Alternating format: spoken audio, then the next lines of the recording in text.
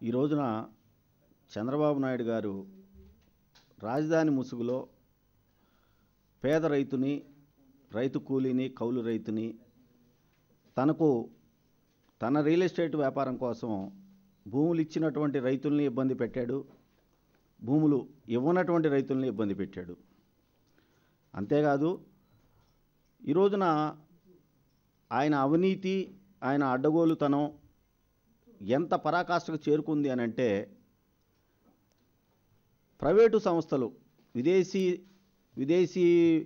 విదేశాలకు సంబంధించినటువంటి ప్రైవేటు సంస్థలు ఈరోజున సింగపూర్కు సంబంధించి సెమ్కార్పు, సెంబ్రిడ్జి, అసెండాసు ఇలాంటి 3 ప్రైవేటు కంపెనీలతోటి ఒప్పందాలు కుదుర్చుకుంటా ఉన్నారు. నేను లెటర్లు రాయడం జరిగింది, అక్కడ ప్రశ్నించడం జరుగుతూ ఉంది. అందరికి కూడా అర్థం కాని విషయం ఒకటే ఉంది. అదేంటంటే అసలు ఏం జరుగుతూ ఉంది, ఏమేమి ఒప్పందాలు చేసుకుంటున్నారు ప్రైవేటు వ్యక్తులతోటి, ప్రైవేటు సంస్థలతోటి, సిఆర్డిఏ అని అడిగితే ఏ ఒక్కళ్ళు చెప్పట్లా. ఇది కనుక పారదర్శకంగా ఉంది, మంచి రాజధాని మేము నిర్మించబోతా ఉన్నాము అని చెప్పి బయట ప్రపంచానికి ఒకవైపు చెబుతూనే లోపాయకారకంగా ఒప్పందాలు చేసుకున్నటువంటి చంద్రబాబు నాయుడు గారు ఈ రోజున ఖచ్చితంగా సమాధానం చెప్పాలి. మీరు ఎలాంటి ఒప్పందాలు చేసుకుంటా ఉన్నారు అనేవి బహిరంగం చేయాలి. ఎందుకంటే మనందరికీ తెలిసిన విషయమే, ఫేజ్ 1 కింద 1600 నుంచి 1700 ఎకరాలు సెంబ్రిడ్జ్, సెమ్కార్ప్, అసెండాస్ కంపెనీలు మరియు సిసిడిఎంఎల్ అనే సిఆర్డిఏ వాళ్ళ కంపెనీతోటి ఒక కన్సార్షియాన్ని ఏర్పాటు చేసి వాళ్ళ ద్వారా మేము సుమారు 1700 ఎకరాలు అమ్మబోతా ఉన్నామని, అందులో మరి నిన్ననే ఒక దినపత్రికలో చూసాము, ఎకరం 4 కోట్ల రూపాయలకి పైచిలుక్కి కొంటున్నాము మేము అని చెప్పేసి ఆ విదేశీ కంపెనీలు ద్వారా మనందరికీ తెలియపరచడం కూడా జరిగింది. ప్రపంచానికి చెప్పనటువంటి వాస్తవం ఏంటంటే, ఆ 1700 ఎకరాలు రాజధాని ప్రాంతంలో ఎక్కడ కేటాయించబోతా ఉన్నారని అడిగితే సమాధానమే లేదు.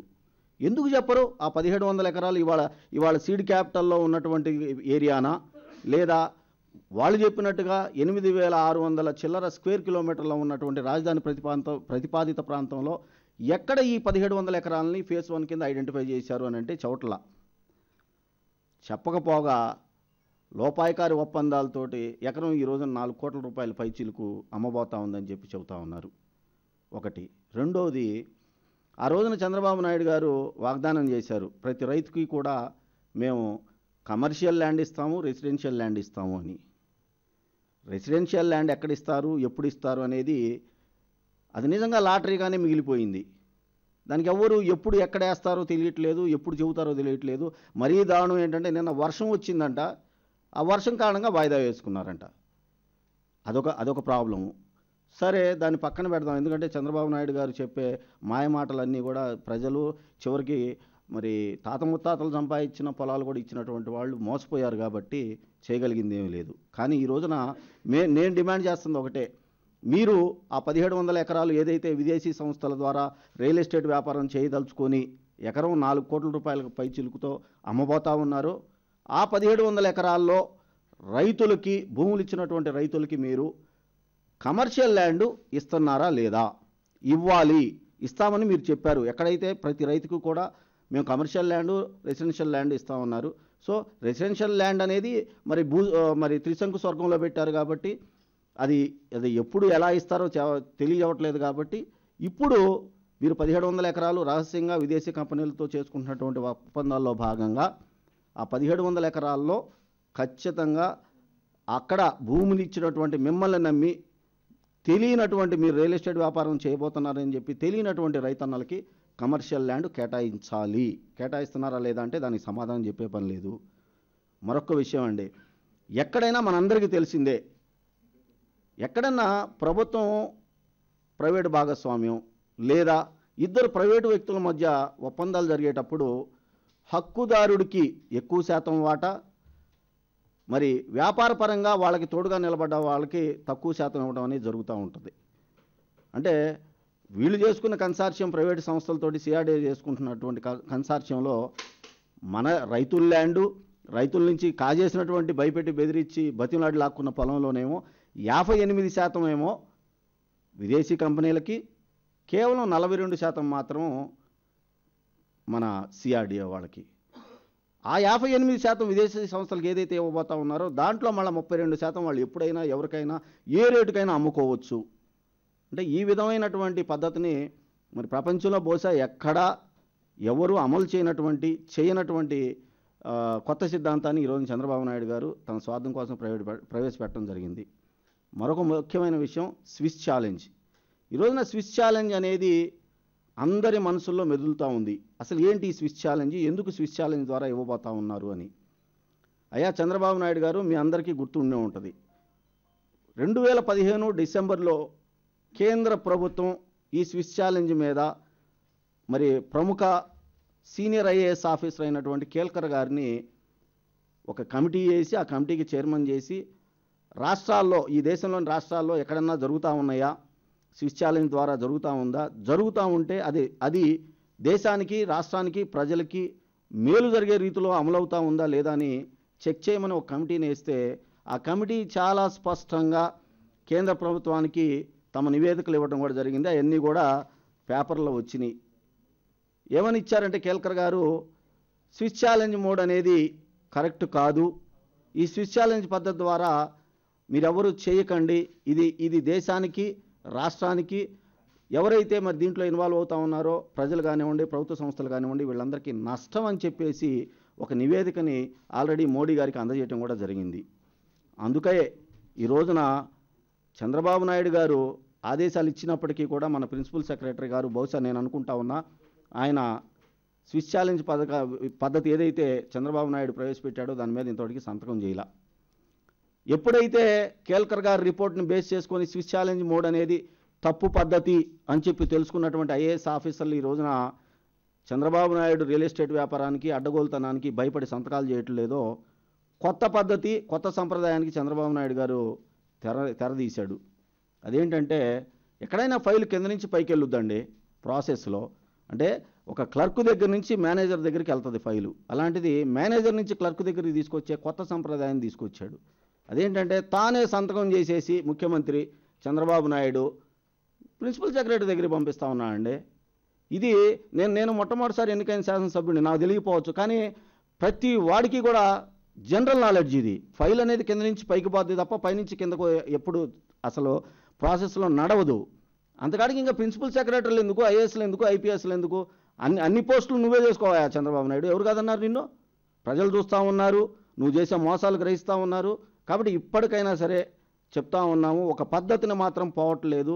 మీరు ఏ ఒప్పందాలు చేసుకుంటున్నారు, ఎవరితో చేసుకుంటా ఉన్నారు, దానివల్ల లాభాలేంది, నష్టాలేంది అనేది ప్రజలకు బహిర్గతం చేయాల్సిన అవసరం ఎంతైనా ఈ ప్రభుత్వం మీద ఉంది. కానీ అవేవి చేయకుండా ఇక టైం అయిపోవస్తుంది. ఇక మిగిలింది 3 సంవత్సరాలే, 2 సంవత్సరాలు నేనేం చేయలేకపోయాను. ఇప్పటికే ప్రజలు చాలామంది కూడా నా యొక్క లూటితనాన్ని గ్రహించారు. ఇప్పుడు నేను ఇక అడ్డగోలుగా నడపడమే అన్న చందాన ఈరోజు చంద్రబాబు నాయుడు గారు పనిచేస్తూ ఉన్నారు. కాబట్టి చంద్రబాబు నాయుడు గారు, దయచేసి ఇప్పటికైనా సరే మీరు విదేశీ కంపెనీలతోటి రియల్ ఎస్టేట్ వ్యాపారం చేయబోతున్న మీరు కీలకమైనటువంటి 1700 ఎకరాలని ఏదైతే ఫేజ్ 1 కింద వాళ్ళకి అప్పజెప్పబోతా ఉన్నారో దాంట్లో ఏ ఒప్పందాలు మీరు చీకట్లో చేసుకున్నారు, మీరు మాట్లాడితే విదేశాలు పరిగెత్తుతున్నారు, ప్రజల ధనంతో సొంత విమానాలు, అంటే ఒక కేంద్ర ప్రభుత్వం నుంచి అనుమతులు కానీ ఏమీ లేకుండా మీ ఇష్టం వచ్చినట్టు కామన్ మ్యాన్ పోవాల్సినటువంటి విమానాల్లో పోకుండా ప్రత్యేక విమానాల్లో పోతా ప్రజాధనాన్ని విపరీతంగా విచ్చలబెడితనంగా ఖర్చు చేస్తా తిరుగుతూ ఉన్నారు. మీరు ఇప్పటికైనా సరే అసలు ఏమేమి ఒప్పందాలు ఎవరెవరితో చేసుకుంటా ఉన్నారు వాటన్నిటిని కూడా బహిర్గతం చేయండి. పరిపాలనలో మీరు మరి ఎంతో అనుభవం ఉందని మిమ్మల్ని ఓటేసామని కూడా ప్రజలు చాలామంది చెప్పడం జరిగింది. మీరు ఎన్నో శ్వేతపత్రాలు విడుదల చేశారు ఎన్నో అంశాల మీద. రాజధాని మీద ఇంతవరకు మీరు ఒక్కసారి కూడా శ్వేతపత్రం విడుదల చేయాల. తక్షణం రాజధాని మీద శ్వేతపత్రాన్ని విడుదల చేయండి.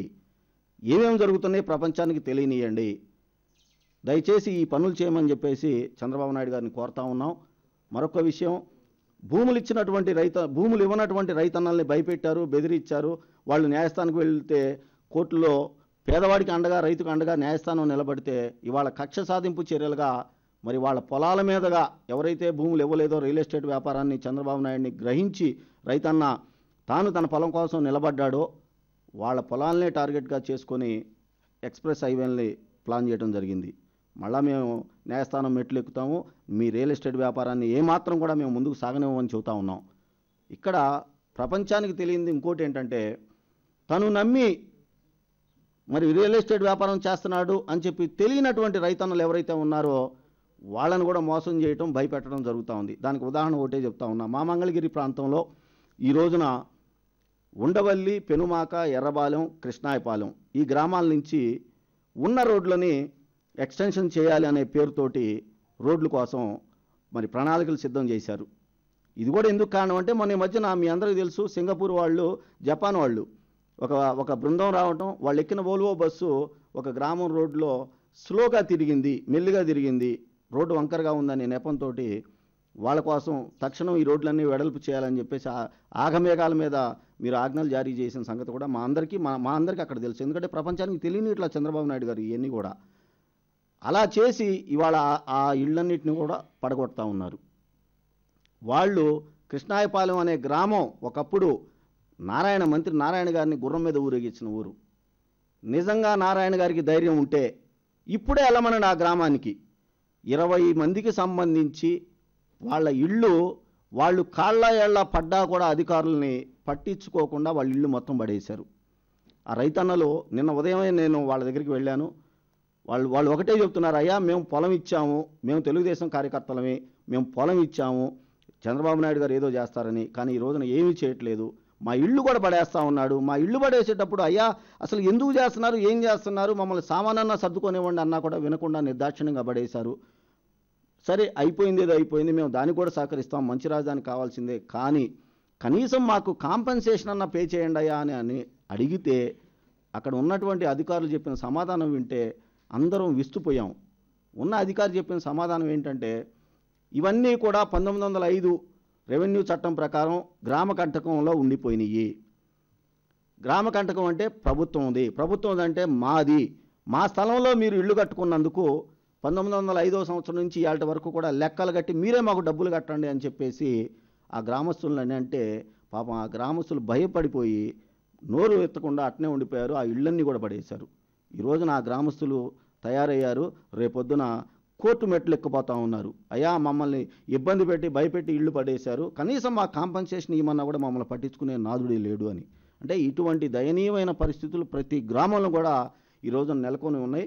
దయచేసి చంద్రబాబు నాయుడు గారికి, అధికారులకు ఒకటే చెప్తా ఉన్నాము, మంచి రాజధాని కోసం వైఎస్ఆర్ కాంగ్రెస్ పార్టీ ఎప్పుడూ సిద్ధంగానే ఉంది, ప్రజా రాజధాని కోసం ఎప్పుడూ సహకరిస్తుంది. దాని అర్థం మీ రియల్ ఎస్టేట్ వ్యాపారం కోసం, మీ స్వార్థం కోసం, మీ విచ్చలబడిగా అక్రమంగా డబ్బు సంపాదించడానికి మాత్రం పేదవారిని, కూలీల్ని, రైతుల్ని, భూములు ఇవ్వనటువంటి వాళ్ళని, భూములు ఇచ్చినటువంటి వాళ్ళని కూడా మీరు మోసగిచ్చి హింసించి ఇబ్బందుల పాలు మాత్రం చేయొద్దని చెప్తా ఉన్నాం. ఖచ్చితంగా పేదవాడి కోసం, రైతు కోసం దివంగత నేత రాజశేఖర రెడ్డి గారి ఆశీస్సులతోటి, జగన్మోహన్ రెడ్డి గారి అండదండలతోటి వైఎస్ఆర్ కాంగ్రెస్ పార్టీ అక్కడ ప్రతి ఒక్కడికి అండగా ఉంటుందని చెప్పేసి ఈ సందర్భంగా తెలియజేస్తా ఉన్నాం.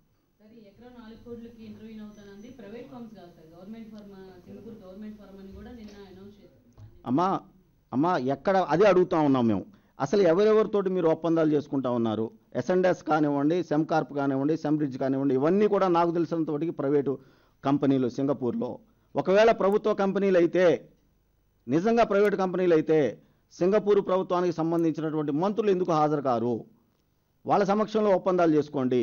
అలా చేసుకొని ఉంటే అసలు ముందు పేపర్లు బయట పెట్టండి, ఆ కంపెనీలు ఏంటి, మీరు ఏమేమి ఒప్పందాలు చేసుకోబోతా ఉన్నారు.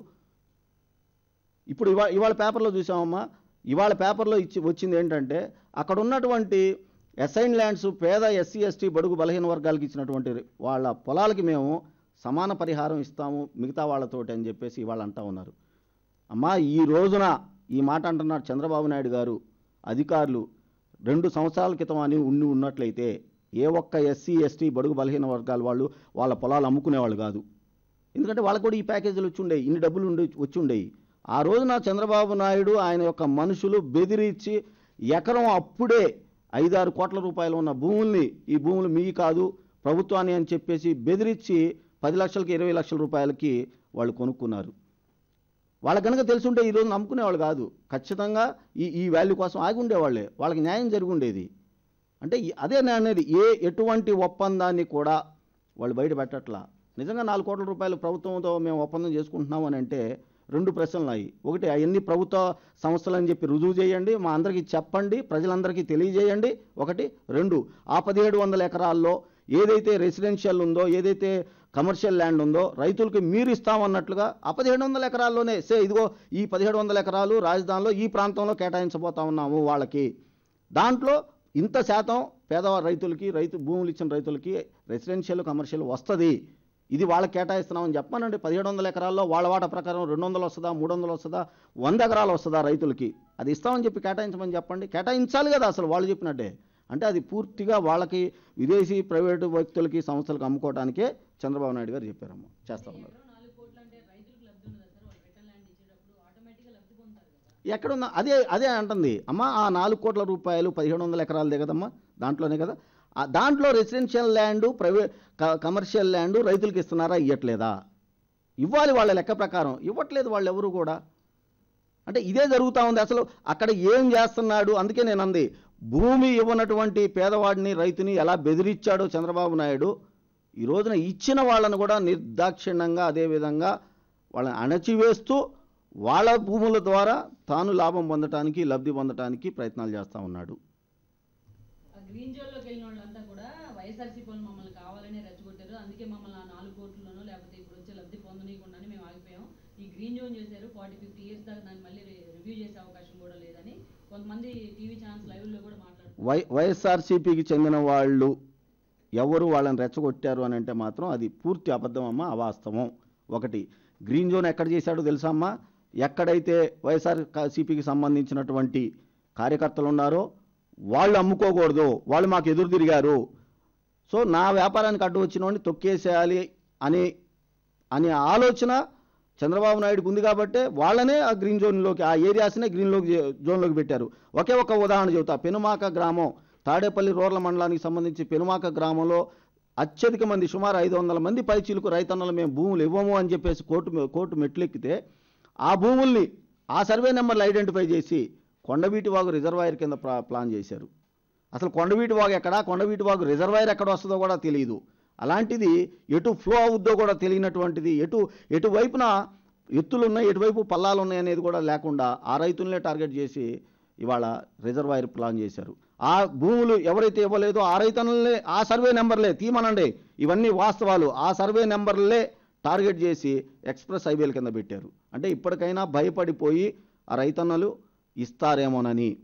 ఇంకొక విషయం ప్రపంచానికి తెలియంది, ఇవాళ ఆ రైతన్న భయపడిపోయి బెదిరిపోయి అమ్ముకోవడానికి కూడా వీలు లేకుండా చేశారు. లాస్ట్ ఆప్షన్ రైతన్నకు ఉంది, అయ్యా ఇక నేను ఈ చంద్రబాబు నాయుడు టార్చర్ని భరించలేకపోతా ఉన్నాను, ఇక నాకు ఉందా మిగిలిన దారి ఏందని అంటే పావులా బేడకు నా పొలాన్ని అమ్ముకొని నేను ఎక్కడికన్నా వలస వెళ్దామంటే అది కూడా లేకుండా ఎలా చేశాడు అని అంటే రిజిస్ట్రేషన్లు ఆపిపారేశారు.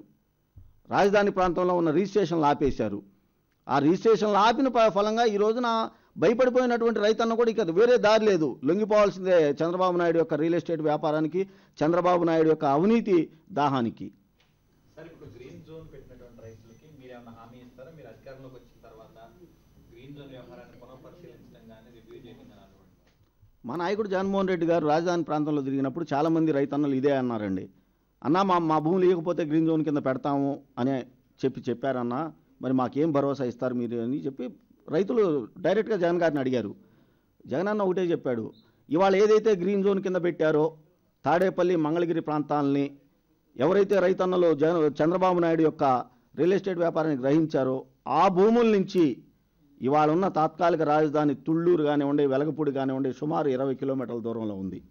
20 కిలోమీటర్ల దూరంలో ఉంటే భూములు ఇవ్వలేదని చెప్పేసి గ్రీన్ జోన్ కింద టార్గెట్ చేసి పెట్టాడండి చంద్రబాబు నాయుడు రైతుల్ని. జగన్మోహన్ రెడ్డి గారు ఒకటే చెప్పారు, ఖచ్చితంగా దేవుడు చూస్తూ ఉన్నాడు, రైతుకి న్యాయం జరుగుద్ది, రాబోయే రోజుల్లో జగన్మోహన్ రెడ్డి గారి గవర్నమెంట్ రావడం ఖాయం. ఆ రోజున గ్రీన్ జోన్లో ఎవరైతే టార్గెట్ చేయబడ్డారో చంద్రబాబు నాయుడు యొక్క భూదాహానికి, ధనదాహానికి మరి టార్గెట్ చేయబడ్డారో వాళ్ళందరికీ కూడా ఖచ్చితంగా రిలాక్సేషన్ వస్తుంది అని చెప్పేసి ఆ రోజున మన జగన్మోహన్ రెడ్డి గారు చెప్పడం జరిగిందమ్మా. 3 పంటలు పండే ప్రాంతాన్ని తీసుకోవడానికి వీలు లేదు, ఇది భూసేకరణ చట్టం చాలా స్పష్టంగా చెబుతుంది. అయినప్పటికీ కూడా ఆ 3 పంటలు 5 పంటలు పండే ప్రాంతాన్ని టార్గెట్ చేశారు కాబట్టి రైతుని రాజుగా చేయాలి, పేదవాడు గొప్పవాడుగా కావాలి అని చెప్పేసి కళ్ళగని దానికి అనుగుణంగా పనిచేసిన రాజశేఖర రెడ్డి గారి స్ఫూర్తితో నడుస్తున్నటువంటి జగన్మోహన్ రెడ్డి గారు ఖచ్చితంగా రైతును రాజు చేయడానికి ఆ పనులు చేస్తారండి.